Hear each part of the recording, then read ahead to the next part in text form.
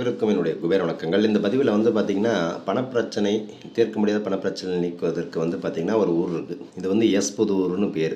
இது வந்து பார்த்திங்கன்னா எங்கே இருக்குது அப்படின்னா, கும்பகோணம் காரைக்கால் ரூட்டில் 18 கிலோமீட்டர் டிஸ்டன்ஸில் இருக்குது. ஆடுதுறையிலேருந்து பார்த்திங்கன்னா 3 கிலோமீட்டர் டிஸ்டன்ஸில் இருக்குது.